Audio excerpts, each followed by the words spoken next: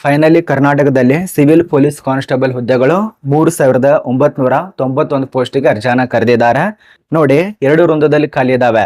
ಇಲ್ಲಿ ಕಲ್ಯಾಣ ಕರ್ನಾಟಕದಲ್ಲಿ 596 ಪೋಸ್ಟು, ಅದೇ ರೀತಿಯಾಗಿ ಈ ಒಂದು ಕಲ್ಯಾಣೇತರ RPC ದಲ್ಲಿ 3395 ಪೋಸ್ಟಿಗೆ ನೇಮಕಾತಿ ಆಗಿದೆ. ಈ ಒಂದು ನೋಟಿಸ್ ಆಗಿರುವಂತಹ ದಿನಾಂಕ ನೋಡಿ 5/6/2026 ಅಧಿಕೃತ ಕರ್ನಾಟಕ ರಾಜ್ಯ ಪೊಲೀಸ್ ಇಲಾಖೆಯಿಂದಾನೆ ನೋಟಿಸ್ ಆಗಿದೆ. ಬಟ್ ಇದು ಕರ್ನಾಟಕ ಪರೀಕ್ಷಾ ಪ್ರಾಧಿಕಾರ ವತಿಯಿಂದಾನೆ ಎಲ್ಲ ನಡೆಸ್ತಿದ್ದಾರೆ. ಅಂದ್ರೆ ಪರೀಕ್ಷೆ ಕೂಡ ಅದರಿಂದ ನಡೆಸ್ತಾರೆ ಮತ್ತು ನೋಟಿಫಿಕೇಶನ್ ಆಗಿರೋದು ಕೂಡ ಅದೇ ಒಂದು ಇಲಾಖೆಯಿಂದ. ಇದ್ರ ಬಗ್ಗೆನೇ ಚರ್ಚೆ ಮಾಡೋಣ. ಇಲ್ಲಿ ಪ್ರಮುಖವಾದ ಒಂದು ಮಾಹಿತಿ 3 ನೋಟಿಸ್ ಆಗಿದೆ. ಯಾವ್ಯಾವ ಒಂದು ಜಿಲ್ಲೆಯಲ್ಲಿ ಎಷ್ಟು ಪೋಸ್ಟ್ ಖಾಲಿ ಇದಾವೆ ಅದ್ರ ಬಗ್ಗೆ ಒಂದು ಸೆಪರೇಟ್ ನೋಟಿಸ್ ರಿಲೀಸ್ ಮಾಡಿದ್ದಾರೆ. ಮತ್ತೆ ಈಗೇನು 2 ವೃಂದ ಇದಲ್ಲ, 2 ವೃಂದದ್ದು ಬೇರೆ ಬೇರೆ ನೋಟಿಸ್ ರಿಲೀಸ್ ಮಾಡಿದ್ದಾರೆ.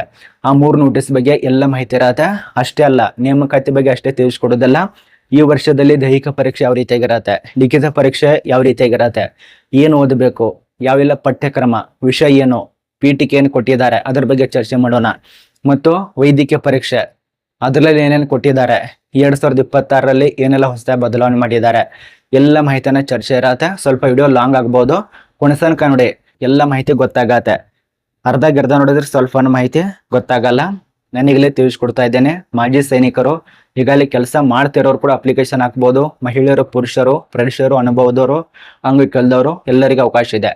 ಒಟ್ಟಾರೆ ಈ ಒಂದು 4000 ಬರೀ 9 ಪೋಸ್ಟ್ ಕಡಿಮೆ 4000 ಪೋಸ್ಟ್ ಇದಾವೆ. ಅಪ್ಲಿಕೇಶನ್ ಹಾಕಿ ಬನ್ನಿ ಒಂದೊಂದೇ ಚರ್ಚೆ ಮಾಡೋಣ. ಮತ್ತೆ ಯಾರ್ಯಾರು ಹೊಸ ನೋಡತ್ತಿರಲ್ಲ ಸಬ್ಸ್ಕ್ರೈಬ್ ಮಾಡ್ಕೊಳ್ಳಿ, ಫೇಸ್ಬುಕ್ಕಲ್ಲಿ ನೋಡ್ತಿರೋರು ಫಾಲೋ ಮಾಡ್ಕೊಳ್ಳಿ, ಮತ್ತೆ ಇನ್ಸ್ಟಾದಲ್ಲಿ ಕೂಡ ಇದ್ರ ಬಗ್ಗೆ ಅಪ್ಡೇಟ್ ಕೊಡ್ತಾ ಇರ್ತೇವೆ, ಅಲ್ಲಿ ಕೂಡ ಫಾಲೋ ಮಾಡ್ಕೊಳ್ಳಿ. ಬನ್ನಿ, 2 ನೋಟಿಸ್ ಅನ್ನ ಪ್ರಕಟ ಮಾಡಿದ್ದಾರೆ. ಇದು ಕಲ್ಯಾಣ, ಇಲ್ಲಿ ನೋಡಿ ಮಿಕ್ಕಿಳಿದ ವೃಂದಕ್ಕೆ ಸಂಬಂಧಪಟ್ಟಂತೆ 3395 ಪೋಸ್ಟು. ಅದೇ ರೀತಿಯಾಗಿ ಇನ್ನೊಂದಾಗಿದೆ KKದಲ್ಲಿ ಕಲ್ಯಾಣ ಕರ್ನಾಟಕ ಅಂತ ಹೇಳಿ.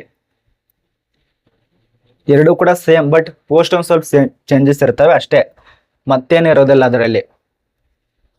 ಎಲ್ಲ ದೈಹಿಕ ಪರೀಕ್ಷೆ ಒಂದೇ ರೀತಿಯಲ್ಲಿ, ಲಿಖಿತ ಪರೀಕ್ಷೆ ಒಂದೇ ರೀತಿಯಲ್ಲಿ, ಹಾಗೂ ನಿಮ್ ಏನು ಪ್ರೊಸೆಸಿಂಗ್ ಇರ್ತಾವಲ್ಲ ಅದಷ್ಟೇ. ಪೋಸ್ಟ್ ಅಷ್ಟೇ ಚೇಂಜ್ ಮತ್ತು ಜಿಲ್ಲಾ ವೈದ್ ಅಷ್ಟೇ ಚೇಂಜ್ ಇರತ್ತೆ. ಇಲ್ಲಿ ನೋಡಿ, ಇಲ್ಲಿ 596 ಪೋಸ್ಟ್ ಇರತ್ತೆ ಸ್ಥಳೀಯ ವೃಂದದಲ್ಲಿ. ಮೊದಲಿಗೆ ಅದೇನ್ ತಿಳಿಸ್ಕೊಡ್ತೇನಲ್ಲ ಎಲ್ಲ ಸೇಮ್ ಇರತ್ತೆ, ಪೋಸ್ಟ್ ಅಷ್ಟೇ ಚೇಂಜಸ್ ಕೊಟ್ಟಿರ್ತಾರೆ.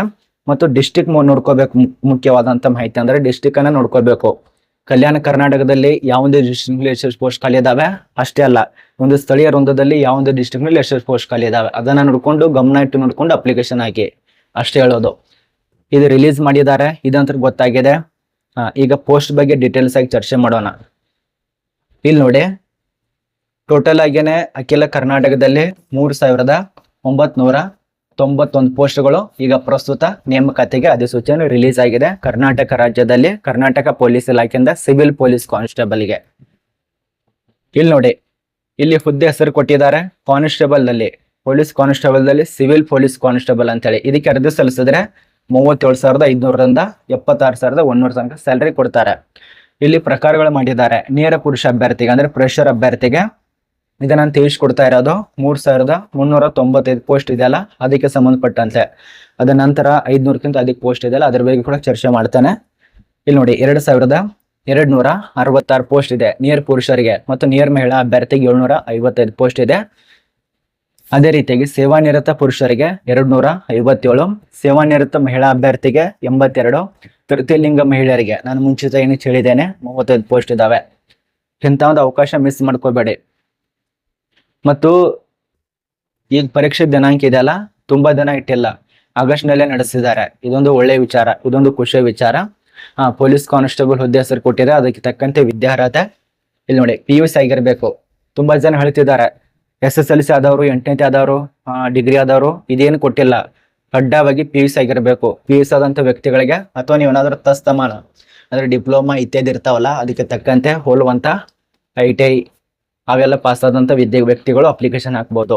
ಇದು ವಿದ್ಯಾರ್ಹತೆ ಬಗ್ಗೆ ಸಿವಿಲ್ ಪೊಲೀಸ್ ಕಾನ್ಸ್ಟೇಬಲ್ಗೆ.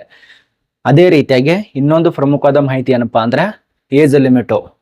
ಏಜ್ ಲಿಮಿಟ್ ಅನ್ನ ಮೊದಲಿಗೆ ಅರ್ಥ ಮಾಡ್ಕೋಬೇಕಾಗತ್ತೆ. 18 ವರ್ಷ ಅಂದ್ರೂ ಕಡ್ಡಾಯವಾಗಿ ಇರಲೇಬೇಕು. ಸಾಮಾನ್ಯವಾಗಿ ಈ ಒಂದು ಪೋಸ್ಟಿಗೆ 18 ವರ್ಷ ಇರಬೇಕು. ಅದರಲ್ಲಿ ನೇರ ಪುರುಷರಿಗೆ, ಮಹಿಳಾ ಅಭ್ಯರ್ಥಿಗೆ, ತೃತೀಯ ಲಿಂಗದವರಿಗೆ ಈ ಒಂದು ಗರಿಷ್ಠ ಮಿತಿ ಇಲ್ಲಿದೆ ನೋಡಿ. ಸಾಮಾನ್ಯವಾಗಿ ಈ ಒಂದು ಸಾಮಾನ್ಯ ಅಭ್ಯರ್ಥಿಗೆ 33 ವರ್ಷ, ಹಾಗೂ ಪರಿಶಿಷ್ಟ ಜಾತಿ SC ST ಇವೆಲ್ಲ 2B 3 ಇವರಿಗೆಲ್ಲ 35, ಈ ಒಂದು ಸಿವಿಲ್ ಪೊಲೀಸ್ ಕಾನ್ಸ್ಟೇಬಲ್ ಹುದ್ದೆಗೆ ಅರಣ್ಯ ಪ್ರದೇಶದ ಅಭ್ಯರ್ಥಿಗೆ 38, ನೇರ ನಿರತ ಪುರುಷರಿಗೆ ಮತ್ತು ಮಹಿಳಾ ಅಭ್ಯರ್ಥಿಗೆ 38, 40 ಇಷ್ಟು ಕೊಟ್ಟಿದ್ದಾರೆ.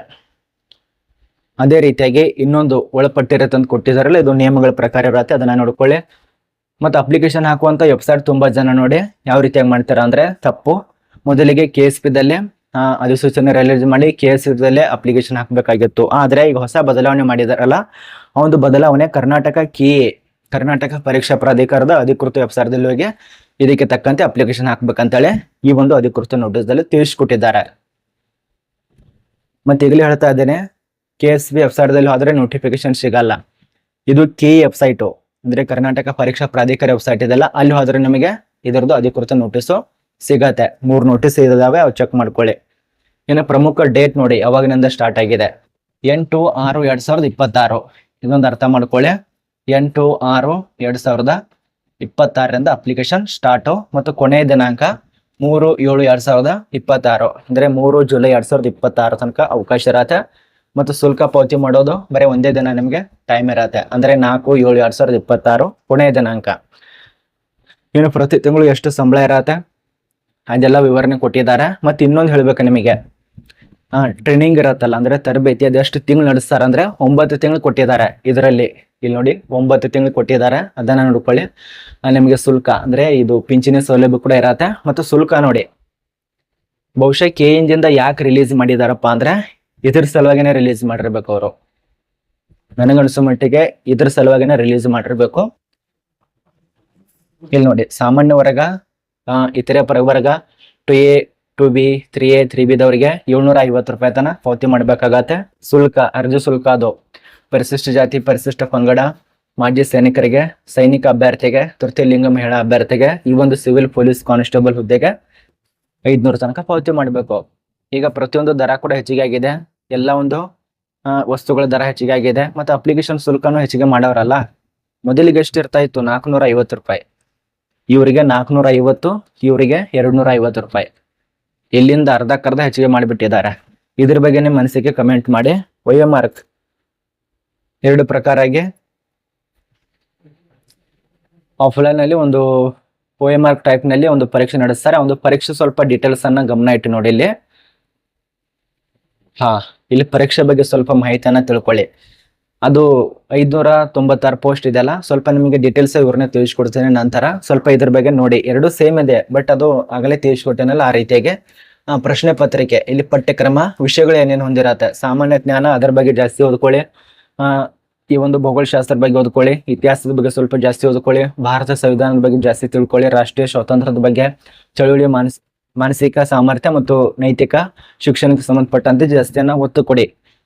ಇದ್ರ ಬಗ್ಗೆ ನಾನು ಇನ್ನು ಪಾಯಿಂಟ್ ವಿವರಿಸ್ತಾ ಹೋಗ್ತೇನೆ. ಎಲ್ಲ ಪ್ರಶ್ನೆ ಪತ್ರಿಕೆ ಈ ಹಿಂದೆ ನಡೆದಂತ ಎಲ್ಲ ಪ್ರಶ್ನೆ ಪತ್ರಿಕೆ ನಾನು ಬಿಡಿಸ್ತಾ ಹೋಗ್ತೇನೆ. ಆದಷ್ಟು ಬಿಡಿಸ್ಬೇಕಾ ಬೇಡ ಅಂತ ಹೇಳಿ ಕಮೆಂಟ್ ಮಾಡಿ, ನಿಮಗೋಸ್ಕರ. ಯಾಕಂದ್ರೆ ಹೆಂಗಾರ ಮಾಡಿ ಈ ಒಂದು ಎಕ್ಸಾಮ್ ನಲ್ಲಿ ಪಾಸ್ ಆಗಲೇಬೇಕು ನೀವು. ಆದ ಕಾರಣ ನಿಮಗೋಸ್ಕರ ಏನ್ ನನ್ನ ಕೈಯಿಂದ ಆಗತ್ತಲ್ಲ ಅಷ್ಟು ನಾನು ನಿಮಗೆ ತಿಳಿಸ್ಕೊಡೋದಕ್ಕೆ ಪ್ರಯತ್ನ ಮಾಡ್ತೇನೆ. ಇಲ್ಲಿ ನೋಡಿ, ಶಿಕ್ಷಣಕ್ಕೆ ಸಂಬಂಧಪಟ್ಟಂತೆ ಒಳಗೊಂಡಿರತ್ತೆ. ಇದು ಒಟ್ಟು ಪ್ರಶ್ನೆಗಳು 100 ಇರತ್ತೆ, ಅಂಕ ಕೂಡ 100 ಇರತ್ತೆ. ಇದಕ್ಕೆ ಟೈಮು 90 ನಿಮಿಷ ಇರತ್ತೆ. ಇನ್ನು ಪರೀಕ್ಷೆ ನೋಡಿ, ಇಲ್ಲಿ ಮೊದಲನೇದಾಗಿ ಪರೀಕ್ಷೆ ದಿನಾಂಕ, ಸಮಯ. ಇಲ್ಲಿ ಲಿಖಿತ ಪರೀಕ್ಷೆ ಇರೋದು 2/8/2026 ಬೆಳಗ್ಗೆ 10 ಗಂಟೆಯಿಂದ ಮಧ್ಯಾಹ್ನ 12 ಗಂಟೆ ತನ. ಅದೇ ರೀತಿಯಾಗಿ ಒಂದು ಕನ್ನಡ ಅಂತ ಕೊಟ್ಟಿದ್ದಾರೆ.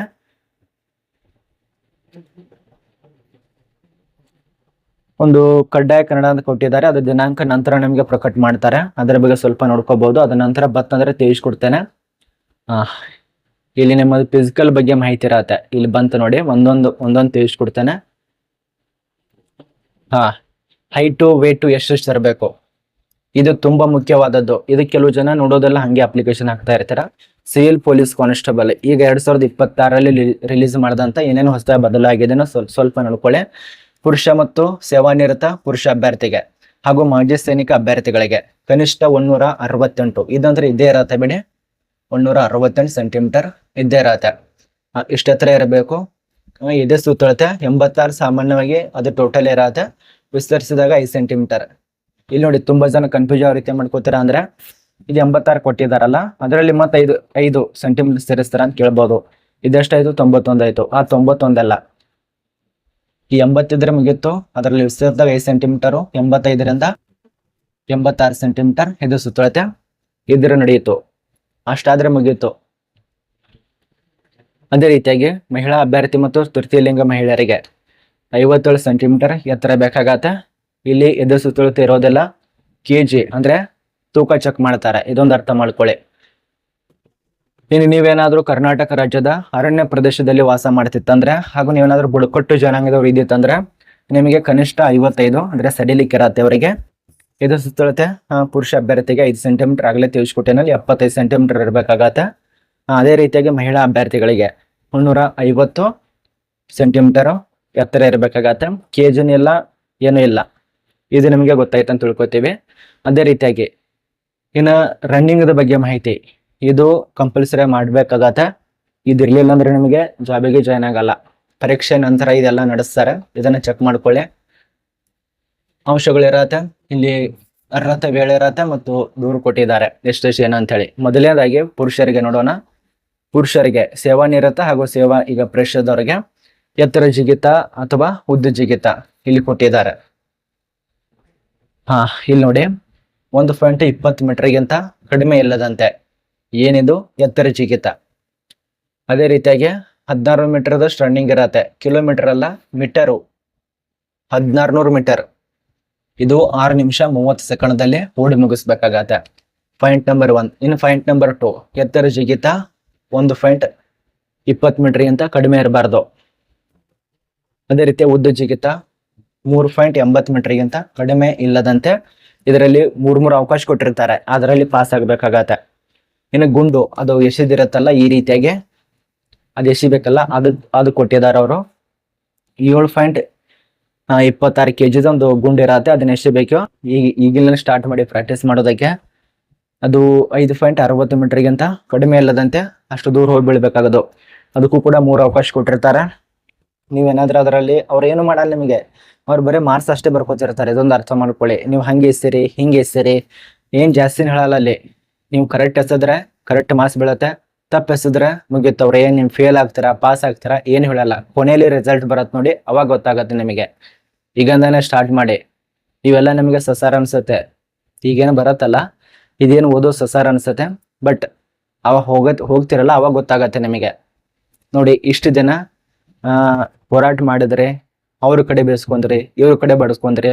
ಈಗಲಾದ್ರೂ ಸಮಯ ಸಿಕ್ಕಿದೆ, ಅದು ಕೂಡ ಕೇವಲ 4,000 ಇದಾವೆ. ಬರೀ ಅದರಲ್ಲಿ ಕೂಡ 9 ಪೋಸ್ಟ್ ಇಲ್ಲ, 3,991 ಪೋಸ್ಟ್ ಇದಾವೆ. ಇದರಲ್ಲಿ ನಿಮ್ಮೊಂದು ಹಣೆ ಬರ ಇದ್ರೆ ಸಿಗತ್ತೆ. ಇರ್ಲಿಲ್ಲ ಅಂದ್ರೆ ಯಾರು ಕಷ್ಟಪಟ್ಟು ಜಾಸ್ತಿ ಶ್ರಮ ಮಾಡಿರ್ತಾರೆ, ಕಷ್ಟಪಟ್ಟು ಯಾರು ದುಡಿದಿರ್ತಾರೆ, ಚೆನ್ನಾಗಿ ಓದಿರ್ತಾರೆ, ಅಂಥವ್ರಿಗೆ ಒಂದು ಪೋಸ್ಟ್ ಸಿಗತ್ತೆ. ಹಾಗೇನಾದ್ರೂ ನಿಮ್ಮ ಹಣೆ ಬರದೆ ಇರ್ಲಿಲ್ಲ ಅಂದ್ರೂ ಕೂಡ ಜಾಸ್ತಿ ಕಷ್ಟಪಟ್ಟು ಓದಿದ್ರೆ ಸಿಕ್ಕೇ ಸಿಗತ್ತೆ. ಅರ್ಥ ಮಾಡ್ಕೊಳ್ಳಿ. ನಿಮ್ಮ ಒಂದು ಕೈಯಲ್ಲಿ ನಿಮ್ಮ ಒಂದು ಭವಿಷ್ಯ ಇದೆ, ಬೇರೆ ಯಾರ ಕೈ ನಿರ್ಧಾರ ಮಾಡೋಕ್ಕಾಗಲ್ಲ. ದೇವರಂತರೂ ವಿಧಾನ ಇಲ್ಲ, ನನಗಂತರೂ ಗೊತ್ತಿಲ್ಲ. ಬಟ್ ನೀವು ಶ್ರಮ ಪಡ್ಬೇಕಷ್ಟೇ. ದುಡಿದ್ರೆ ತಾನೇ ದುಡ್ಡು ಬರೋದು, ದುಡಿಬೇಕು. ಆದ ಕಾರಣ ಇಂಥ ಅವಕಾಶ ಮಿಸ್ ಮಾಡ್ಕೋಬೇಡಿ. 8ನೇ ತಾರೀಕಿಂದ ಸ್ಟಾರ್ಟ್ ಆಗ್ತಾ ಇದೆ, ಮಿಸ್ ಮಾಡ್ಕೋಬೇಡಿ. ಹಾಗೇನಾದ್ರೂ ಹೆಲ್ಪ್ ಬೇಕಾಗಿದೆ ಅಂದ್ರೆ ನನಗೆ ಮೆಸೇಜ್ ಮಾಡ್ಬೋದು. ನಾನು ಅದಕ್ಕೆ ತಕ್ಕಂತೆ ನಿಮ್ಗೆ ಏನ್ ಬೇಕಲ್ಲ ಅದಕ್ಕೆ ಸಹಾಯ ಮಾಡ್ತೇನೆ. ಬುಕ್ ಆಗ್ಬೋದು, ಏನಾದ್ರೂ ಒಟ್ಟೆ.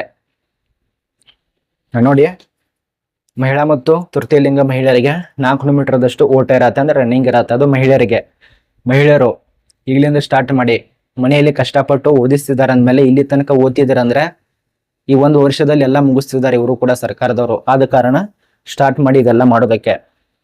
ಇಷ್ಟೇ ಅಂದ್ಮೇಲೆ ಇಷ್ಟೇ ಅಂದ್ಕೊಂಡ್ರಾಕ್ ಹೋಗ್ಬೇಡಿ, ಇದಕ್ಕಿಂತ ಜಾಸ್ತಿ ಕೂಡ ಟ್ರೈ ಮಾಡಿ. ಬರೇ ಇದು 5.60 ಕಿಲೋಮೀಟರ್ ಇದೆಯಲ್ಲ, ಇದಕ್ಕಿಂತ ಕಡಿಮೆ ಇಲ್ಲದಂತೆ ಇಷ್ಟೇ ಮಾಡಕ್ ಹೋಗ್ಬೇಡಿ, ಜಾಸ್ತಿ ಕೂಡ ಟ್ರೈ ಮಾಡಿ. ಅಂದ್ರೆ ನಿಮಗೆ ಜಾಸ್ತಿ ಅನುಕೂಲ ಆಗತ್ತೆ. ಇದು ಗೊತ್ತಾಯ್ತು. ಇನ್ನು ಮಹಿಳೆಯರಿಗೆ ಪುರುಷರಿಗೆ 400 ಮೀಟರ್ದಷ್ಟು ಓಟ ಇರತ್ತೆ, ಅಂದ್ರೆ ರನ್ನಿಂಗು. ಅದು ಟೈಮ್ ಎಷ್ಟಿರ, ಇದು ಬೇರೆದು ಬಿಡು, ಇದು ಮೇಲ್ಗಡೆ ಹೋಯ್ತು. ಇದು ಮಹಿಳೆಯರಿಗೆ 2 ನಿಮಿಷದಲ್ಲಿ ಮೀರದಂತೆ ಓಡಿ ಮುಗಿಸ್ಬೇಕಾಗತ್ತೆ. ಅದರಲ್ಲಿ ಎತ್ತರ ಜಿಗಿತ ನೋಡಿ, ಮಹಿಳೆಯರಿಗೆ 0.90 ಮೀಟರ್ ಕಡಿಮೆ ಇಲ್ಲದಂತೆ ಜಿಗಿಬೇಕಾಗತ್ತೆ. ಇದು ಕಾಣಿಸ್ತಾ ಇರ್ಬೋದು ನಿಮ್ಗೆ. ನೋಡಿ, ಇದು ಗೊತ್ತಾಯ್ತು, ಎತ್ತರ ಜಿಗಿತ ಗೊತ್ತಾಯ್ತು. ಅಥವಾ ಕೊಟ್ಟಿದ್ದಾರೆ, ಇದೊಂದು ಅರ್ಥ ಮಾಡ್ಕೊಳ್ಳಿ. ಇದಕ್ಕೂ ಕೂಡ ಅಥವಾ ಇದಿಲ್ಲಪ್ಪ ಅಂದ್ರೆ ಇದು ಯಾವ್ದಾದ್ರು ಒಂದು ನೀವು ಅಲ್ಲಿ ಹಾಜರಾಗ್ಬೋದು, ಅಥವಾ ಎರಡು ಮಾಡ್ತಾನಂದ್ರೆ ಎರಡು ಮಾಡ್ಬೋದು, ನಿಮ್ ಇಷ್ಟ. ಸ್ವಲ್ಪ ಎರಡು ಮಾಡಿದ್ರೆ ಇದರಲ್ಲಿ ಜಾಸ್ತಿ ಆಗತ್ತಲ್ಲ, ಅವ್ರು ಕೇಳಿ ಒಂದ್ಸರಿ ಹೋಗಿ ಅಲ್ಲಿ ಸ್ವಲ್ಪ ನಿಮ್ಗೆ ಯಾವ್ದು ಬರುತ್ತಲ್ಲ, ಇದು ಬೇಕಾಗಿತ್ತು ಅಂದ್ರೆ ಇದು ಮಾಡಿ, ಇದು ಬೇಕಾಗಿತ್ತು ಇದು ಮಾಡಿ, ಅಥವಾ ಕೊಟ್ಟಿದಾರಲ್ಲ ಅದ ಕಾರಣ ಎರಡು ಮಾಡ್ಬೇಕಂತ ಯಾವುದೇ ರೀತಿಯ ಕಂಪಲ್ಸರಿ ರೂಲ್ಸ್ ಎಲ್ಲ. ಇದು 0.9 ಮೀಟರ್ಗಿಂತ ಕಡಿಮೆ ಇಲ್ಲದಂತೆ ಅದು ಎತ್ತರ ಜಿಗಿಬೇಕಾಗತ್ತೆ. ಉದ್ದ ಜಿಗಿತ 2.50 ಮೀಟರ್ಗಿಂತ ಕಡಿಮೆ ಇಲ್ಲದಂತೆ 3 ಅವಕಾಶ ಕೊಟ್ಟಿರ್ತಾರೆ. ನನಗನ್ಸೋ ಮಟ್ಟಿಗೆ ಇದಕ್ಕಿಂತ ಇದೇ ಬೆಸ್ಟ್ ಅನ್ಸುತ್ತೆ. ಯಾಕಂದ್ರೆ ಇದು ಹೈ ಜಂಪ್, ಲಾಂಗ್ ಜಂಪ್ ಜಿಗಿದಿರತ್ತಲ್ಲ, ಸ್ವಲ್ಪ ಜಾಸ್ತಿ ಇದು ಆಗತ್ತೆ. ಇದೇನಿರತ್ತಲ್ಲ ಇದು ಸ್ವಲ್ಪ ಈಜಿ ಇರತ್ತೆ, ಅದನ್ನ ಟ್ರೈ ಮಾಡ್ಬೋದು. ಅಥವಾ ನಾನು ಹೇಳಿದ್ದೇನೆ ಅಂತ ಅದೇ ಮಾಡ್ಕೊಂಡ್ರು ಬೇಡ, ನಿಮಗೆ ಯಾವ್ದು ಈಜಿ ಇರತ್ತೆ ಅದನ್ನ ಮಾಡ್ಕೊಳ್ಳಿ. ಈಜಿ ಅಂತಾರಲ್ಲ, ಕಷ್ಟ ಪಡ್ಲೇಬೇಕು. ಇನ್ನು ಗುಂಡು ಎಷ್ಟುತ್ತ ನೋಡಿ, 4 kg ಇರತ್ತೆ. 3.75 ಮೀಟರ್ಗಿಂತ ಕಡಿಮೆ ಇಲ್ಲದಂತೆ ಎಸಿರಿ. ಅದು ಕೂಡ 3 ಅವಕಾಶ ಕೊಟ್ಟಿರ್ತಾರೆ. ಈಗಿಂದೆಲ್ಲ ಸ್ಟಾರ್ಟ್ ಮಾಡಿ, ಇಟ್ಟಂಗಿ ಕಲ್ಲು ಏನ್ ಸಿಗತ್ತೆ ಎಸೆಯೋದು. ಮತ್ತೆ ಈಗ ಸ್ಟಾರ್ಟ್ ಮಾಡ್ಬೇಕಲ್ಲ, ಏನು ಹೆಂಗಾದ್ರ ಮೇಲೆ ಪಾಸ್ ಆಗ್ಬೇಕು ಎಕ್ಸಾಮ್. ಈ ಒಂದು ದೈಹಿಕ ಪರೀಕ್ಷೆ ಅರ್ಥ ಮಾಡ್ಕೊಳ್ಳಿ. ಬರೀ 4 kg ಹೇಳಿದಾರೆ ಅಂತೇಳಿ 4 kg ತಗೋಬೇಡಿ, 5 kg ತಗೋರಿ. ಯಾಕಂದ್ರೆ ಜಾಸ್ತಿ ಎಷ್ಟು ವೇಟ್ ತಗೋತಿರಲ್ಲ ಅಷ್ಟು ನಿಮ್ಗೆ ಅನುಕೂಲ. ಬೇಕಾದ್ರೆ ಒಂದ್ಸರಿ 10 kg ತಗೊಳ್ಳಿ, ದೂರ ಎಸೆದಿರಿ, ಸ್ವಲ್ಪ ವಜ್ಜ ಅನ್ಸುತ್ತೆ. ಮತ್ತು 9 kg ತಗೋರಿ, ಸ್ವಲ್ಪ ಹಗರ ಅನ್ಸುತ್ತೆ. ಮತ್ತು ಒಮ್ಮಿಗಿಲೆ 4 kg ತಗೋರಿ. ಮಹಿಳೆಯರು ಎಷ್ಟು ಹಗರ ಅನ್ಸುತ್ತೆ ಅಂದ್ರೆ ದೂರ ಹೋಗುತ್ತೆ. ಆದ ಕಾರಣ ಈ ರೀತಿ ಟ್ರೈ ಮಾಡಿ ನೋಡಿ. ಇಷ್ಟಿದ್ರ ಬಗ್ಗೆ ಮಾಹಿತಿ. ಇನ್ನು ನಿಮಗೆ ವೈದ್ಯಕೀಯ ಪರೀಕ್ಷೆ ಇದೆಲ್ಲ, ಕಣ್ಣು, ಕಿವಿ, ಮೂಗು ಒಂದು ಸರಿ ಏನಾದರೂ ಸಮಸ್ಯೆ ಇದ್ರೂ ಕೂಡ ನಿಮ್ಮ ಒಂದು ಫಿಸಿಕಲ್ ಟೆಸ್ಟ್ ಅನ್ನ ಚೆಕ್ ಮಾಡ್ಕೊಳ್ಳಿ. ಇವೆಲ್ಲ ಉತ್ತಮ, ಕನಿಷ್ಠ ಇದೆಲ್ಲ ಕೊಟ್ಟಿದ್ದಾರೆ, ಪಾಯಿಂಟ್ಗಳು ಬರ್ಕೋತಾರ ಅವರು. ಇನ್ನೊಂದು ಅರ್ಥ ಮಾಡ್ಕೊಳ್ಳಿ. ಮತ್ತು ಫೈನಲ್ ನಿಮ್ಮ ಲಿಸ್ಟ್ ಯಾವ ರೀತಿಯಾಗಿ ತಯಾರಾಗತ್ತಂದ್ರೆ, ನಿಮ್ಮೊಂದು ದೈಹಿಕ ಪರೀಕ್ಷೆಯಲ್ಲಿ ಎಷ್ಟು ಪರ್ಸೆಂಟೇಜ್ ಮಾಡಿರ್ತಾರಲ್ಲ ಅದನ್ನ ತೆಗಿತಾರೆ. ನಿಮ್ಮೊಂದು ವೈದ್ಯಕೀಯ ಪರೀಕ್ಷೆಯಲ್ಲಿ ಎಷ್ಟು ಪರ್ಸೆಂಟೇಜ್ ಮಾಡಿರ್ತಾರಲ್ಲ ಅದನ್ನ ತೆಗಿತಾರೆ. ಮತ್ತು ಪರೀಕ್ಷೆ ಪಾಸ್ ಆದ್ರೆ ಅಷ್ಟೇ ನಡೆಯೋದಿಲ್ಲ, ಇವೆಲ್ಲ ಪಾಸ್ ಆಗಬೇಕು. ಪರೀಕ್ಷೆ ಪಾಸ್ ಆದ್ರೆ ಅಷ್ಟೇ ಆಗೋದಿಲ್ಲ, ದೈಹಿಕ ಪರೀಕ್ಷೆ ಆಗಬೇಕು. ದೈಹಿಕ ಪರೀಕ್ಷೆ ಆದ್ರೆ ಅಷ್ಟೇ ಆಗೋದಿಲ್ಲ, ವೈದ್ಯಕೀಯ ಪರೀಕ್ಷೆ ಆಗಬೇಕು. ಮತ್ತೆ ಕೊನೆಯಲ್ಲಿ ಡಾಕ್ಯುಮೆಂಟ್ಸ್ ಅಂತ ಅದು ಅಂತ ನಡೆಯುತ್ತೆ ಬಿಡಿ, ಟೈಮ್ ಕೊಟ್ಟಿರ್ತಾರೆ. ಆದ್ರೆ ಈ ಒಂದು 3 ಇದಾವಲ್ಲ, ಇವಂತರ 3 ಪಾಸ್ ಆದ್ರೆ ನಿಮಗೆ ಮುಂದ್ಗಡೆ ಕೆಲಸ. ತುಂಬಾ ಈಸಿ ಪ್ರೊಸೆಸಿಂಗ್ ಇರ್ತವೆ, ಅದನ್ನ ನೀವು ಅರ್ಥ ಮಾಡ್ಕೊಳ್ಳಿ. ಸುಮಾರು ಇದಕ್ಕಿಂತ ಜಾಸ್ತಿ ನಾನು ಹೇಳಕ್ಕಾಗಲ್ಲ. ಆದಷ್ಟು ಇನ್ನೂ 2 ತಿಂಗಳು ಟೈಮ್ ಇದೆ ಅಂದ್ರೆ ಓದೋದಕ್ಕೆ. ಅಷ್ಟೊಳಗಾಗಿ ಹೆಂಗ್ ಓದ್ತೀರಾ, ಯಾವ ರೀತಿಯಾಗಿ ಓದ್ತೀರಾ ನಿಮಗ್ ಬಿಟ್ಟದು. ಮತ್ತೆ ಇನ್ನೊಂದು ಹೇಳ್ಬೇಕು ನಿಮಗೆ, ಓದ್ತೇನೆ ಅಂತ ಹೇಳಿ ಹಗಲು ರಾತ್ರಿ ಅದಕ್ಕೆ ಹತ್ತಿ ಯಾವ್ದು ಎಕ್ಸಾಮ್ ಇರೋದನ್ನ ಆರಾಮ್ ತಪ್ಪಿ ಆ ರೀತಿ ಮಾಡಕ್ ಹೋಗ್ಬೇಡಿ. ಇಷ್ಟು ಕಷ್ಟಪಟ್ಟು ಓದಿದನು ಅರ್ಧಕ್ಕರ್ಧ ವೇಸ್ಟ್. ಆರಾಮ್ ಎಲ್ಲಾದ್ರೂ ತಪ್ಪಂತ ತಿಳ್ಕೊಳ್ಳಿ, ಮುಗಿತ್ತು. ಅಲ್ಲಿ ಏನ್ ಬರಿಬೇಕಂತ ನಿಮಗೆ ಗೊತ್ತಾಗಲ್ಲ. ನೀವು ಎಷ್ಟು ಓದಿದ್ರು ಕೂಡ ತಲೆಯಲ್ಲಿ ಎಲ್ಲ ವೇಸ್ಟು. ಅರ್ಥ ಮಾಡ್ಕೊಳ್ಳಿ. ನಿಮ್ಮೊಂದು ಆರೋಗ್ಯದ ಕಡೆ ಗಮನ ಕೊಡಿ, ಆರೋಗ್ಯ ಚೆನ್ನಾಗಿ ನೋಡ್ಕೊಳ್ಳಿ. ಅದರ ಜೊತೆಗೇನೆ ನಿಮ್ಮೊಂದು ಓದೋದನ್ನ ಕಂಟಿನ್ಯೂ ಮಾಡ್ಕೊಳ್ಳಿ. ಇಷ್ಟು ಹೇಳೋದು, ಇದಕ್ಕಿಂತ ಜಾಸ್ತಿ ಹೇಳಕ್ಕಾಗಲ್ಲ. ಒಳ್ಳೆ ಫುಡ್ ಅನ್ನ ತಗೋರಿ, ಒಳ್ಳೆ ರೀತಿಯಲ್ಲಿ ಕೆಲಸ ಮಾಡಿ, ಚೆನ್ನಾಗಿರುವಂತ ನೀರನ್ನ ಕುಡಿಯಿರಿ. ನಿಮ್ ಇಷ್ಟ ನೋಡಿ. ಇದು ನೋಟಿಸ್ ಎಲ್ಲ ಇದೆಲ್ಲ ನಮ್ ಟೆಲಿಗ್ರಾಮ್ ಗ್ರೂಪ್ ಸಿಗತ್ತೆ, ಚೆಕ್ ಮಾಡ್ಕೊಳ್ಳಿ. ಇದು ನಿಮ್ಗೆ ಟೋಟಲ್ ಆಗಿ ಗೊತ್ತಾಯ್ತು. ಏನು KK ಪೋಸ್ಟ್ ಇರೋದವಲ್ಲ ಅದ್ರ ಬಗ್ಗೆ ಸ್ವಲ್ಪ ಮಾಹಿತಿಯನ್ನ ನೋಡ್ಕೊಳ್ಳಿ. ಈಗ ನಾನು ಹೇಳಿರೋದು ಇದು, ಇನ್ನೂ ಮಾಹಿತಿ ಇದೆ ಇದರಲ್ಲಿ, ಚೆಕ್ ಮಾಡ್ಕೊಳ್ಳಿ ಒಂದ್ಸರಿ. ಎಲ್ಲ ಟೋಟಲ್ ಆಗಿ ನಾನು ಹೇಳಿದ್ನಲ್ಲ, ಎಲ್ಲ ವೈದ್ಯಕೀಯ ಪರೀಕ್ಷೆ, ಲಿಖಿತ ಪರೀಕ್ಷೆ ಎಲ್ಲ ಸೇಮ್, ಬಟ್ ಅವು ಪೋಸ್ಟ್ಗಳು ಅಷ್ಟೇ ಚೇಂಜಸ್ ಇರ್ತವೆ. ಇದು ಮಿಕ್ಕಿಳದಲ್ಲಿ 3395 ಪೋಸ್ಟ್ ಇರತ್ತೆ. ಅಪ್ಲಿಕೇಶನ್ ಡೇಟ್ ಅಂತ ಈಗಾಗಲೇ ಗೊತ್ತಿದೆ, ಒಂದ್ಸರಿ ನೋಡ್ಕೊಳ್ಳಿ. KK ಕರೆದಿರುವಂತ ಪೋಸ್ಟ್ ಬಗ್ಗೆ ವಿವರ ಎಲ್ಲ ನೀವು ತಿಳಿಸ್ಕೊಟ್ಟಿದಾರ, ಬಟ್ ನಮ್ಗೆ ತಿಳಿಸ್ಕೊಟ್ಟಿಲ್ಲ ಅಂತ ಅನ್ನಕ್ ಹೋಗ್ಬೇಡಿ, ಅದು ಕೂಡ ತಿಳಿಸ್ಕೊಡ್ತೇನೆ.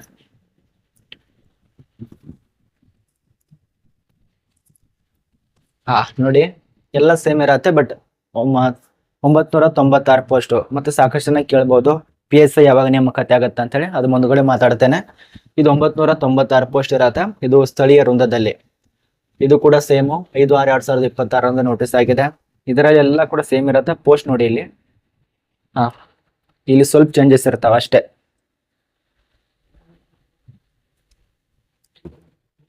ನೇರ ಪುರುಷರಿಗೆ 900 ಅಲ್ಲ, ಅವ್ರು ಕರೆಯೋದನ್ನ ಅಷ್ಟು ಅಪರೂಪ. 398. ನೇರ ಮಹಿಳಾ ಅಭ್ಯರ್ಥಿಗೆ 333. ಸೇವಾನಿರತ ಅಭ್ಯರ್ಥಿಗೆ 46. ಸೇವಾನಿರತ ಮಹಿಳಾ ಅಭ್ಯರ್ಥಿಗೆ 14. ತೃತೀಯ ಲಿಂಗದವರಿಗೆ 5. ಇದಕ್ಕೂ ಸೇಮ್ ವಿದ್ಯಾರ್ಹತೆ, ಎಲ್ಲ ಪ್ರೊಸೆಸಿಂಗು, ಡೇಟ್ ಕೂಡ ಸೇಮ್ ಇರತ್ತೆ ನೋಡಿ. ವಯೋಮಿತಿ ಕೂಡ ಸೇಮ್ ಇರತ್ತೆ, ಯಾವುದೂ ಚೇಂಜಸ್ ಇಲ್ಲ. ಪೋಸ್ಟ್ಗಳು ಅಷ್ಟೇ ಹೇಳಲ್ಲ ನಿಮಗೆ ಅದೇ ರೀತಿಯಾಗಿ ಚೇಂಜಸ್. ಮತ್ತು ಡೇಟ್ ಇದೆಯಲ್ಲ 8/6/2026 3/7/2026 ಇದು ಪ್ರಮುಖ ದಿನಾಂಕ. ತುಂಬಾ ಜನ ಅನ್ಕೋಬಹುದು, ಈಗ ತುಂಬಾ ಜನ ಅರ್ಧಕ್ಕರ್ಧ ಭರವಸೆನ ಕಳ್ಕೊಂಡಿರ. ಹೆಂಗಂದ್ರೆ ನೇಮಕಾತಿ ಬದ್ಧತೆ ವಿಡಿಯೋ ಮಾಡಿರ್ತಾರೆ, ಬಟ್ ನೇಮಕಾತಿನ ಆಗಿರಲ್ಲ. ಅದ್ಯಾವುದೋ ಕತೆ ಇದೆಯಲ್ಲ, ಹುಲಿ ಬಂತು ಅಂತ ಹೇಳಿ ಆ ರೀತಿಯಾಗಿದೆ. ತುಂಬಾ ಜನ ನೇಮಕಾತಿ ಪ್ರಕಟಣೆ ಮಾಡಿದ್ದಾರೆ, ಬಟ್ ನಂಬ್ತಾ ಇಲ್ಲ. ರಿಲೀಸ್ ಮಾಡಿದಾರ ಇಲ್ಲ ಅಂತೇಳಿ. ರಿಲೀಸ್ ಆಗಿದೆ, ಅಧಿಕೃತ ನೋಟಿಸ್ ಕೂಡ ಪ್ರಕಟ ಮಾಡಿದ್ದಾರೆ, ನೋಡ್ಕೊಳ್ಳಿ. ಇವೆಲ್ಲ ಸೇಮು, ದೈಹಿಕ ಪರೀಕ್ಷೆ, ಲಿಖಿತ ಪರೀಕ್ಷೆ ಎಲ್ಲ ಸೇಮ್ ಇರತ್ತೆ. ಇದು ನಮಗೆ ಗೊತ್ತಾಯ್ತು. ಇನ್ನೊಂದಾಗಿದೆ, ಅದ್ಯಾವುದಪ್ಪ ಅಂದ್ರೆ ಪೋಸ್ಟ್ ಜಿಲ್ಲಾ ವೈಸು. ಈ ಒಂದು ನೋಟಿಸ್ ನಾನು ನಿಮಗೆ ಪೂರ್ತಿ ಡೀಟೇಲ್ಸ್ ತಿಳಿಸ್ಕೊಡಕ್ಕಾಗಲ್ಲ, ಇದೊಂದು ಅರ್ಥ ಮಾಡ್ಕೊಳ್ಳಿ. ಯಾಕಂದ್ರೆ ತುಂಬಾ ಲಾಂಗ್ ಆಗುತ್ತೆ ವಿಡಿಯೋ. ಈ ಒಂದು ನೋಟಿಸು ಯಾವ್ಯಾವ ಜಿಲ್ಲೆಯಲ್ಲಿ ಎಷ್ಟೆಷ್ಟು ಪೋಸ್ಟ್ ಇದಾವೆ, ಅದ ನಂತರ ಇನ್ನೊಂದು ಹೇಳ್ಬೇಕು ನಿಮಗೆ, ನೀವು ಆಯ್ಕೆ ಮಾಡೋ ಸಮಯದಲ್ಲಿ ಯಾವೊಂದು ಜಿಲ್ಲೆಯಲ್ಲಿ ಎಷ್ಟೆಷ್ಟು ಪೋಸ್ಟ್ ಇದಾವೆ ಮತ್ತು ಹೋದ ವರ್ಷ ಎಷ್ಟು ಕಟಾಪ್ ನಿಂತಿತ್ತು, ನೀವು ಯಾವ ರೀತಿಯಾಗಿ ಪಾಸ್ ಆಗ್ಬೋದು ಅದನ್ನ ನೋಡ್ಕೊಂಡು ಇಲ್ಲಿ ಜಿಲ್ಲೆ ಮುಖ್ಯ ಆಗಿರತ್ತೆ. ಎಲ್ಲರೂ ಅದೇ ಒಂದು ಜಿಲ್ಲೆಗೆ ಅಪ್ಲಿಕೇಶನ್ ಹಾಕ್ತಿದ್ದಾರೆ, ನಾನು ಕೂಡ ಅಲ್ಲೇ ಹಾಕ್ಬೇಕಂತ ಹಾಕಕ್ ಹೋಗ್ಬೇಡಿ. ಈ ಒಂದು ಸಿವಿಲ್ ಪೊಲೀಸ್ ಕಾನ್ಸ್ಟೇಬಲ್ 4 ವರ್ಷ ಆಯ್ತು, 3 ವರ್ಷ ಆಯ್ತು ನೇಮಕಾತಿ ಆಗಿಲ್ಲ. ಅದೊಂದು ಅರ್ಥ ಮಾಡ್ಕೊಳ್ಳಿ. ಎಲ್ಲರೂ ಸಾಕಷ್ಟು ಜನ ಓದ್ತಿದ್ದಾರೆ, ಮತ್ತೆ ಎಲ್ಲಿ ಜಾಸ್ತಿ ಪೋಸ್ಟ್ ಇದಾವೆ ಅದನ್ನ ನೋಡಿ ಅಪ್ಲಿಕೇಶನ್ ಹಾಕ್ಬೇಡಿ. ನೀವು ಅಪ್ಲಿಕೇಶನ್ ಹಾಕೋ ಜಾಗದಲ್ಲಿ ನಿಮ್ ಸೆಲೆಕ್ಟ್ ಆಗುತ್ತಾ ಇಲ್ಲ, ಪರ್ಸೆಂಟೇಜ್ ಹಿಂದಿಂದ ಎಷ್ಟು ನಿಂತಿದೆ, ಮತ್ತು ಅಪ್ಲಿಕೇಶನ್ ಹಾಕಿದಾರ ತಿಳ್ಕೊಳ್ಳಿ. ಅವನ ಜಿಲ್ಲೆಯಲ್ಲಿ ಅಲ್ಲಿ ಒಂದು ಪೋಸ್ಟ್ ನಂದು ಇದೆ ಅಂತ ಹೇಳಿ ಓದ್ಕೊಳ್ಳಿ. ನಾನು ಪಡಿತೇನೆ ಅಂತ ಹೇಳಿ ಓದಿ. ಸುಮ್ನೆ ಬೇರೆದವ್ರು ಹಾಕ್ತಿದ್ದಾರೆ ನಾನು ಹಾಕೋದು ಏನಾಯ್ತು, ಜೀವನ ಇದ್ದು ವೇಸ್ಟು. ಇಲ್ಲಿ ನೋಡಿ ಯಾವ ರೀತಿ ಡಿವೈಡ್ ಮಾಡಿದಾರೆ ಅಂದ್ರೆ, ಇದು 3,395 ಇದೊಂದೇ ನೋಟಿಸ್ ಆಗಿರತ್ತೆ. ಅದು ಕರ್ನಾಟಕ ಕೇಕಿದ್ದು, ಅದು ನಿಮ್ಗೆ ಗೊತ್ತೇ ಇದೆ ಎಲ್ಲೆಲ್ಲಿ ಕರೆದಿರ್ತಾರೆ ಅಂತ ಹೇಳಿ. ಬೆಂಗಳೂರು ನಗರದಲ್ಲಿ ಎಷ್ಟೆಷ್ಟು ಇದಾವೆ ಡಿವೈಡ್ ಮಾಡಿದ್ದಾರೆ, ಹುದ್ದೆಗಳ ಸಂಖ್ಯೆ. ಇಲ್ಲಿ ನೋಡಿ ಯಾರ್ಯಾರಿಗೆ ಎಷ್ಟೆಷ್ಟು ಇದಾವೆ ಡಿವೈಡ್ ಮಾಡಿರ್ತಾರೆ, ಅಲ್ಲೇ ಜಾಸ್ತಿ ಇದಾವೆ. ಬೆಂಗಳೂರು ನಗರದಲ್ಲಿ 1343 ಪೋಸ್ಟು ಎಲ್ಲ ಡಿವೈಡರ್ ಮಾಡಿರ್ತಾರೆ. 445 ಪುರುಷರಿಗೆ, ಮಹಿಳೆಯರಿಗೆ, ಈ ತೃತೀಯ ಲಿಂಗ ಮಹಿಳೆಯರಿಗೆ, ಈ ರೀತಿಯಾಗೆಲ್ಲ. ಇಲ್ಲಿ ನೋಡಿ ಮೈಸೂರು ನಗರದಲ್ಲಿ ಎಷ್ಟಿದಾವೆ 46 ಖಾಲಿ ಇರುವಂತ ಪೋಸ್ಟ್ ಇದೆ, ಇಲ್ಲಿ ಕೊಟ್ಟಿದ್ದಾರೆ ನೋಡಿ. ಹಾಗೂ ಪುರುಷರಿಗೆ, ಮಹಿಳೆಯರಿಗೆ 16 ಖಾಲಿ ಇರುವಂತ ಪೋಸ್ಟು. ತೃತೀಯ ಲಿಂಗ ಮಹಿಳೆಯರಿಗೆ 5 ಪೋಸ್ಟು. ಪೊಲೀಸ್ ಕಾನ್ಸ್ಟೇಬಲ್, ಸೇವಾನಿರತ ಮಹಿಳೆಯರಿಗೆ ಈ ರೀತಿಯಾಗೆಲ್ಲ ಡಿವೈಡ್ ಮಾಡಿದರೆ ಚೆಕ್ ಮಾಡ್ಕೊಳ್ಳಿ. ತೃತೀಯ ಲಿಂಗದವರಿಗೆ ಎಷ್ಟು. ಅದೇ ರೀತಿಯಾಗಿ ಹುಬ್ಬಳ್ಳಿ ಧಾರವಾಡ ನಗರದಲ್ಲಿ 50 ಖಾಲಿ ಇರುವಂತ ಪೋಸ್ಟು ಪುರುಷರಿಗೆ ಹಾಗೂ ಮಹಿಳೆಯರಿಗೆ. ಇಲ್ಲಿ ಮಹಿಳೆಯರಿಗೆ 17 ಪೋಸ್ಟು. ಈ ರೀತಿಯಾಗಿ ಕೊಟ್ಟಿದ್ದಾರೆ, ಒಂದ್ಸರಿ ನೋಡ್ಕೊಳ್ಳಿ. ಸುಮಾರು 62 ಪೇಜ್ ಫೋಟೋ ಇದೆ. ನಾನು ಈ ರೀತಿಯಾಗಿ ತಿಳಿಸ್ಕೊಟ್ರೆ ತುಂಬಾ ಲಾಂಗ್ ಆಗುತ್ತೆ ವಿಡಿಯೋ. ನೋಡಿ ಅಧಿಕೃತ ನೋಟಿಫಿಕೇಶನ್ ಕೂಡ ಸ್ಟಾರ್ಟ್ ಆಗಿದೆ, 8ನೇ ತಾರೀಕಿನಿಂದ ಸ್ಟಾರ್ಟ್ ಆಗತ್ತೆ. ಕರ್ನಾಟಕದಲ್ಲಿ ಸಿವಿಲ್ ಪೊಲೀಸ್ ಕಾನ್ಸ್ಟೇಬಲ್ ಅಂತ ಹೇಳಿ. ತುಂಬಾ ಜನರಿಗೆ ಇನ್ನೂ ಕನ್ಫ್ಯೂಸ್ ಇರತ್ತೆ. ನೋಡಿ ಇಲ್ಲಿ ಅಪ್ಲಿಕೇಶನ್ ಅಂತೂ ರಿಲೀಸ್ ಮಾಡಿದ್ದಾರೆ. ಕರ್ನಾಟಕ ಪೊಲೀಸ್ ಇಲಾಖೆ ಆಗಿದೆ. ಒಂದು ಪೊಲೀಸ್ ಇಲಾಖೆ ಕರ್ನಾಟಕ ಪರೀಕ್ಷಾ ಪ್ರಾಧಿಕಾರ ವತಿಯಿಂದ ಎಲ್ಲ ನಡೆಸ್ತಿದ್ದಾರೆ. ಎಲ್ಲ ಪೂರ್ತಿಯಾಗಿ ಜವಾಬ್ದಾರಿ ಕರ್ನಾಟಕ ಪೊಲೀಸ್ ಕರ್ನಾಟಕ ಪರೀಕ್ಷಾ ಪ್ರಾಧಿಕಾರ ತೆಗೆದುಕೊಂಡಿದೆ. ಅರ್ಜಿ ಶುಲ್ಕ ಹಿಡ್ಕೊಂಡು, ಪರೀಕ್ಷೆ ಹಿಡ್ಕೊಂಡು ಎಲ್ಲ ಅದೇ ನಡೆಸ್ತಾ ಇದೆ. KSP ನೋಟಿಫಿಕೇಶನ್ ಕೂಡ ರಿಲೀಸ್ ಆಗಿಲ್ಲ ಅಲ್ಲಿ, ಅರ್ಥ ಮಾಡ್ಕೊಳ್ಳಿ. ನೋಟಿಫಿಕೇಶನ್ ಕೂಡ ಅಧಿಕೃತ ಕರ್ನಾಟಕ ಪರೀಕ್ಷಾ ಪ್ರಾಧಿಕಾರ ವೆಬ್ಸೈಟ್ ಇದೆಲ್ಲ ಅಲ್ಲೇ ಸಿಗತ್ತೆ, ಅಲ್ಲೇ ಕೂಡ ಅಪ್ಲಿಕೇಶನ್ ಹಾಕ್ಬೇಕು. ಇದನ್ನ ಅರ್ಥ ಮಾಡ್ಕೊಳ್ಳಿ. ಹಾಗೇನಾದ್ರೂ ಡೌಟ್ಗಳು ಇರ್ತಾವಲ್ಲ, ಸಾಮಾನ್ಯವಾಗಿ ಡೌಟು ಬರೋದು ಸಹಜ. ನನಗೆ ಇನ್ಸ್ಟಾದಲ್ಲಿ ಕೂಡ ಮೆಸೇಜ್ ಮಾಡಿ, ತೊಂದರೆ ಇಲ್ಲ. ಅಲ್ಲದೆ ಏನಾದ್ರೂ ಹೆಲ್ಪ್ ಬೇಕಾಗಿದೆ ಅಂದ್ರೆ ಕೇಳ್ಬೋದು. ನೋಡಿ ಇದ್ರ ಬಗ್ಗೆ ಗೊತ್ತಾಗಿದೆ ಅಂತ ಅನ್ಕೋತೀವಿ. ಮತ್ತೆ ಇನ್ನೊಂದು ಪ್ರಮುಖವಾದ ಮಾಹಿತಿ, PSI ಪೋಸ್ಟು ಇನ್ನು 600ಕ್ಕಿಂತ ಪೋಸ್ಟ್ ಇದಾವಲ್ಲ, ಆ ಒಂದು ಪೋಸ್ಟು ಇನ್ನು ಕೆಲವೇ ದಿನ, ಅಂದ್ರೆ ಸಾಮಾನ್ಯವಾಗಿ ನಿಮ್ಗೆ ಹೇಳ್ಬೇಕಂದ್ರೆ ಈಗ 8ನೇ ತಾರೀಕು ಪರೀಕ್ಷೆ ಇರತ್ತಲ್ಲ, ಆಗಸ್ಟ್ ನಲ್ಲಿ ಪರೀಕ್ಷೆ ಇದಾವೆ. ಆ ಒಂದು ಪರೀಕ್ಷೆ ಆದ ಬಳಿಕ PSI ನೋಟಿಫಿಕೇಶನ್ ಆಗ್ಬಹುದು, ಅಥವಾ ಈ ಒಂದು ನೇಮಕಾತಿ ಅಂದ್ರೆ 3/7/2026 ಇದೆಯಲ್ಲ, ಈ ಒಂದು ಪರೀಕ್ಷೆ ಕೊನೆಯ ದಿನಾಂಕ ಆದ ಬಳಿಕ ಆದ್ರೂ ನೇಮಕಾತಿ ಆಗುವಂತ ಸಾಧ್ಯತೆ ಇದೆ PSI ಅಥವಾ ಇದೇ ತಿಂಗಳಲ್ಲಿ ನೇಮಕಾತಿ ಮಾಡಬಹುದು. ಅದು ಕೂಡ ಏನ್ ಹೇಳಕ್ಕಾಗಲ್ಲ. ಒಟ್ಟಾರೆ 3 ತಿಂಗಳಲ್ಲಿ PSI ನೇಮಕಾತಿ ಆಗತ್ತೆ. 3 ತಿಂಗಳು ಬಹಳ ದೂರ ಆಯ್ತು. 2 ತಿಂಗಳಲ್ಲಿ ಈ ಒಂದು PSI ನೇಮಕಾತಿ ಆಗತ್ತೆ. ಯಾರು PSI ಓದ್ತಾ ಇದ್ದೀರಲ್ಲ, ನಿಮ್ಮ ಒಂದು ಟೈಮು ವೇಸ್ಟ್ ಮಾಡಬೇಡಿ. ಅದು ಕೂಡ ಹಿಂಗೆ ಬರತ್ತೆ, ಇವತ್ತು ನಾಳೆ ಅಂತ ಅನ್ನಲ್ಲ, ನೇರವಾಗಿ ಬರತ್ತೆ. ಬತ್ತಂದ್ರೆ ನಾನು ಖುದ್ದಾಗಿ ವಿಡಿಯೋ ಮಾಡಿ ತಿಳಿಸ್ಕೊಡ್ತೇನೆ A to Z ವರೆಗೆ. ಯಾರು ಫಾಲೋ ಮಾಡ್ಕೊಂಡಿಲ್ಲ, ಸಬ್ಸ್ಕ್ರೈಬ್ ಮಾಡ್ಕೊಳ್ಳಿ. ಮತ್ತು ನಿಮ್ಮ ಅನಿಸಿಕೆ ಕಮೆಂಟ್ ಮಾಡಿ.